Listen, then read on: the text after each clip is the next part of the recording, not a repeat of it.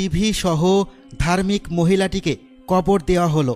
তারপর কবরের মধ্যে এমন একটি ঘটনা ঘটল যা দেখে এলাকার সবাই সেখান থেকে ছুটে পালিয়ে গেল।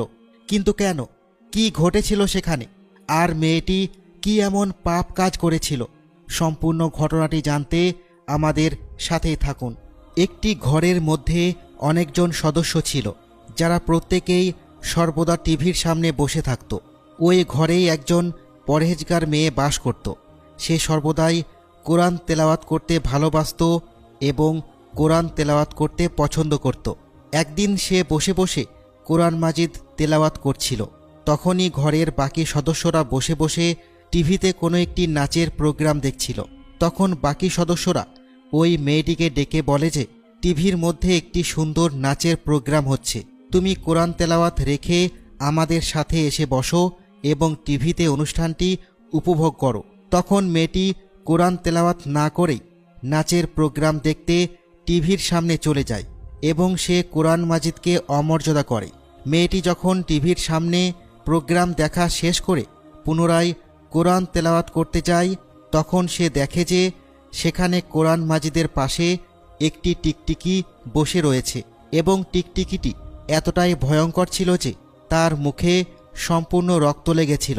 মেয়েটি যখন কোরআন মাজিদের পাশে এসে বসে, তখন ওই টিকটিকিটি মেয়েটিকে আক্রমণ করে এবং তার মাথায় উঠে যায়, আর তার মাথা ঠোকরাতে ঠোকরাতে পুরো মাথা থেকে রক্ত বের করে ফেলে এবং কামড়াতে কামড়াতে মেয়েটির মাথা রক্তাক্ত করে ফেলে। মেয়েটি তখন মাথার যন্ত্রণায় চিৎকার দেয়।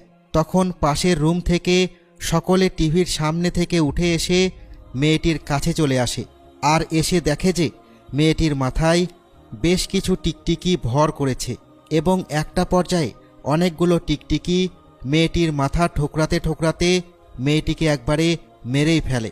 কিন্তু তবুও সেই টিকটিকিগুলো মেয়েটির শরীরে চিপকে লেগেই ছিল, কোনোভাবেই টিকটিকিগুলো যাচ্ছিল না। সময় গড়িয়ে গেল, এদিকে আশেপাশের মহল্লাতে এই ঘটনা ছড়িয়ে গেল, কিন্তু কোনোভাবেই টিকটিকিগুলো মেয়েটির শরীর ছেড়ে যাচ্ছিল না। এমতো অবস্থায় মেয়েটিকে গোসল করানো এবং কাফন দেওয়া বেশ দুষ্কর হয়ে উঠল।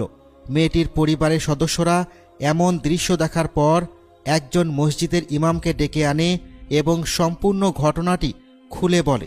তখন মসজিদের ইমাম তার পরিবারের সদস্যদেরকে জানায় যে এই মেয়েটি আল্লাহর সাথে নাফরমানি করেছে। সে কোরআন তেলাওয়াত বন্ধ রেখে টিভির সামনে গিয়ে আল্লাহর নাফরমানি করেছে, তাই আল্লাহ তাআলা তাকে আযাব দিয়েছে। এরপর মৌলানা সাহেব বলল, তোমরা মেয়েটির দাফন কাফনের ব্যবস্থা করো এবং যখনই তাকে কবরে দাফন করা হবে তার সাথে করে ওই টিভিটিও কবরে তোমরা দিয়ে দিবে।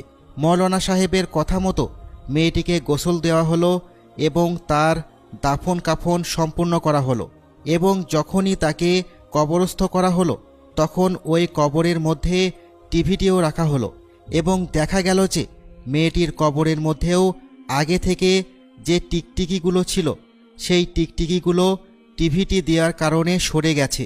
মৌলানা সাহেব এমন দৃশ্য দেখে বলতে লাগলো যে, এবার কি তোমরা বিষয়টি বুঝতে পেরেছ? এই মেয়েটির কবরে টিভি দেওয়ার কারণে টিকটিকিগুলো তার কবর থেকে সরে গেছে, অর্থাৎ টিকটিকিরাও এই টিভি সহ্য করতে পারে না। আর মানুষরা তো আল্লাহর ইবাদত ভুলে টিভিতে কত অশ্লীল জিনিস দেখেই চলেছে। যাই হোক, অতপর মেয়েটিকে কবরস্থ করা হলো এবং প্রত্যেককে যখন কবরস্থান থেকে ফিরে আসলো তখন দেখা গেল যে কবর ফেটে মেয়েটির লাশ টুকরো টুকরো হয়ে গেছে। প্রিয় বন্ধুরা, একবার ভেবে দেখুন, পবিত্র কোরআনকে অসম্মানের কারণে তার কবরে কি ঘটনা ঘটেছে। জানি না আমাদের কবরে কি হতে পারে।